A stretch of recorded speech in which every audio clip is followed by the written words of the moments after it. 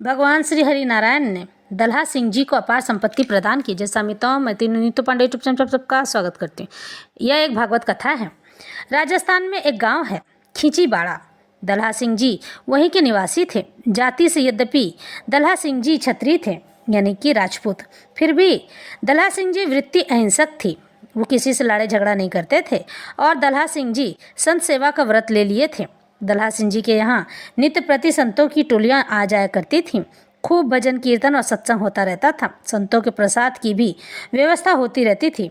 इस प्रकार संत सेवी के रूप में दल्हा सिंह जी दूर दूर तक ख्याति फैल गई थी। परंतु इससे दल्हा सिंह जी की आर्थिक स्थिति बिगड़ने लगी, यानी कि उनकी हालत खराब हो गई, क्योंकि संत सेवा करने के लिए भी धन की आवश्यकता होती है। दल्हा सिंह जी पूरा समय सत्संग और संत सेवा में ही चला जाता था, इसलिए कोई अर्थोपार्जन भी न हो पाता था, क्योंकि काम धंधा अगर रहेगा नहीं तो धन कहाँ से आएगा। इस प्रकार दल्हा सिंह जी घर की स्थिति ऐसी हो गई कि पेट पालना भी मुश्किल हो गया। इसी बीच एक रिश्तेदारी से भात भरने का निमंत्रण आ गया। यानी राजस्थान में ऐसा कुछ नियम है कि जो भात भरने का नियम कहा जाता है, और उसके लिए भी पूंजी लगती है और संतों का आना जाना तो लगा ही रहता था। अब तो दल्हा सिंह जी बड़े ही धर्म संकट में फंस गए थे। संत सेवा किए बिना दल्हा सिंह जी रह नहीं सकते थे और भात भरना भी सामाजिक जिम्मेदारी थी। अब तो दल्हा सिंह जी दिन का चैन और रात की नींद गायब हो गई थी। दल्हा सिंह जी ऐसी स्थिति देखकर नरसी का भात भरने वाले भक्त वत्सल भगवान को बड़ा दुख हुआ। उन्होंने स्वप्न में दल्हा सिंह जी से कहा कि तुम्हारे घर के पास ही एक टीला है, यानी पत्थर का, उसमें अथाह संपत्ति भरी पड़ी है, उसे खोद लो, खूब संत सेवा करो तथा भात भरो।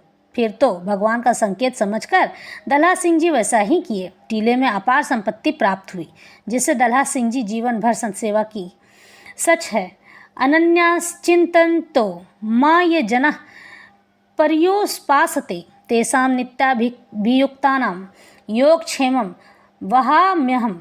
यानी कि जो संत सेवा करते हैं, भगवान उनकी सब बात सुन लेते हैं।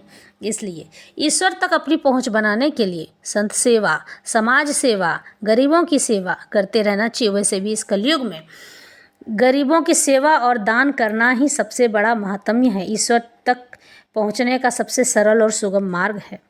वैसे कोई और नियम का पालन करे न करे, लेकिन ब्राह्मण को हमेशा ईश्वर की भक्ति में नियमों का पालन करना चाहिए। ये नियम ब्राह्मणों के लिए